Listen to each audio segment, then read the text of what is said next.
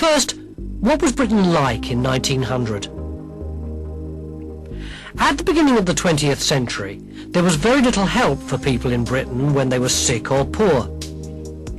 Watch this clip, then pause the tape and make notes of the difficulties the people of Britain faced in 1900. Over 3/4 of the population were working class, and a third of these lived in desperate poverty. Poverty and squalor were most obvious in the towns and cities. They were swamped by the huge number of people looking for jobs created by the Industrial Revolution. Overcrowding in houses was one of the main things which made for the dismal lifestyle of the labouring classes. Most houses didn't have toilets or running water. With living conditions like these, it's no surprise that there were frequent outbreaks of diseases like typhoid and tuberculosis. Life expectancy was short, and there was an enormous number of childhood deaths. In Scotland in 1900, 13 out of every 100 babies died before they were 1 year old. There they die, and their little bodies are laid on a table or a dresser, so as to be somewhat out of the way of their brothers and sisters, who play and sleep and eat in their ghastly company. From beginning to rapid ending, the lives of these children are short parts in a continuous tragedy. A large proportion enter life by the side door of illegitimacy.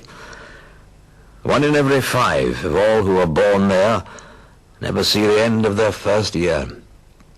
Of those who so prematurely die, 1/3 have never been seen in their sickness. Most politicians at this time didn't see it as the responsibility of the government to protect people from poverty and hardship. They believed in the idea of self-help, not state help. It was up to individuals to look out for themselves. 19th century governments did allow one exception to the general principle of self-help: the poor law. People who were jobless, penniless, and with absolutely no means of support could be classified as paupers and apply for relief under the poor law.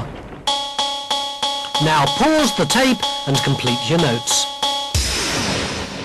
So how did you do?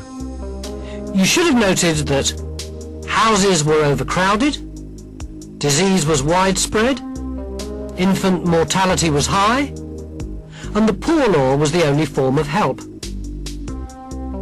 In many cities, people lived in overcrowded houses with a whole family in one room. Many families shared one toilet and had to queue up at a tap for fresh water. In conditions like these, epidemics were common. Although cholera was no longer widespread, the damp, overcrowded houses often led to tuberculosis, or White Death as it was called at the time. Victims died in agony as their lungs dissolved into white foam.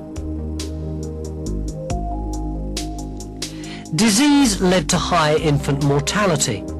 1 child in 5 died before the age of 2, and families had hardly any ways of getting any help. Most doctors would only see patients if they could afford to pay for treatment. The only form of help for most people was the poor law.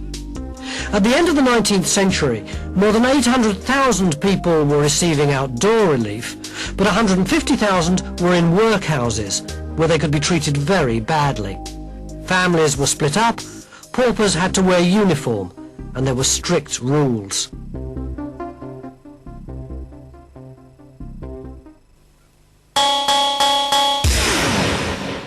That's the end of the section on what Britain was like in 1900.